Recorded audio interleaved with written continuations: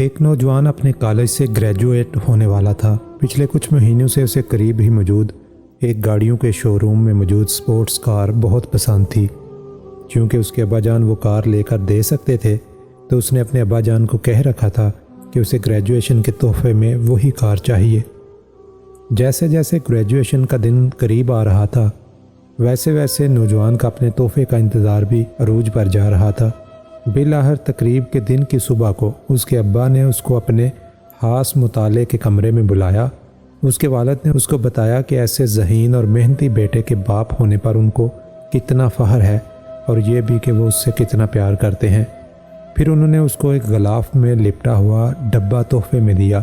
کچھ مایوسی اور کچھ تجسس کے ساتھ اس نے وہ تحفہ کھولا تو اس میں ایک نہایت خوبصورت چمڑے کے دستے والا قرآن شریف موجود تھا۔ یہ دیکھنا تھا کہ غصے کے مارے اس کی رنگت سرخ پڑ گئی اور وہ اپنے ابا جان پر چلا اٹھا۔ اتنی ساری دولت کے ہونے کے باوجود آپ نے مجھے صرف یہ قرآن تحفے میں دیا۔ پھر وہ اس انمول تحفے کو وہیں رکھ کر نکلا اور گھر چھوڑ کر چلا گیا۔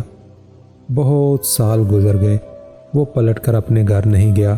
اب وہ ایک کامیاب بزنس مین تھا، اس کے پاس نہایت خوبصورت بنگلہ تھا اور بہت اچھی بیوی بھی تھی۔ اب اسے کبھی کبھی اپنے ابا کی یاد ستاتی تھی کہ وہ بہت بوڑھے ہو چکے ہوں گے اور شاید انہیں اس کی ضرورت بھی ہوگی۔ وہ سوچتا کہ اسے اپنے ابا کو ملنے جانا چاہیے۔ اس سے پہلے کہ وہ اپنے ابا کو ملنے جاتا، ایک دن اسے اطلاع ملی کہ اس کے ابا انتقال کر گئے ہیں اور وصیت میں اپنا سب کچھ اس کے نام کر گئے ہیں۔ اسے افراتفری اور غم کے عالم میں ابا کے گھر جانا پڑ گیا۔ جب وہ ابا کے گھر پہنچا تو اس کا دل غم کی شدت سے بھر گیا اور ایک پچھتاوے کا احساس اس کے سینے میں جاگ اٹھا۔ تدفین سے فراغت کے بعد وہ اپنے ابا کے ضروری سامان کا جائزہ لے رہا تھا تو تبھی اسے وہی تحفے والا قرآن بالکل ویسے ہی نئی حالت میں پڑا ہوا ملا جیسے وہ سالوں پہلے اسے چھوڑ گیا تھا۔ آنکھوں میں آنسوؤں کے ساتھ اس نے قرآن شریف کو کھولا اور اس کے اوراق پلٹنے لگا۔ یوں ہی اوراق پلٹتے ہوئے اس نے ایک صفحے پر دیکھا۔ اس کے ابا جان نے ایک آیت پر نشان لگایا ہوا تھا اور وہ سورۃ رعد کی 28ویں آیت تھی۔ بے شک اللہ کی یاد دلوں کو سکون بخشتی ہے۔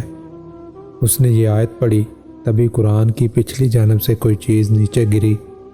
وہ ایک کار کی چابی تھی، اس کے پسند کردہ شو روم میں موجود کار کی چابی، رسید کے ساتھ۔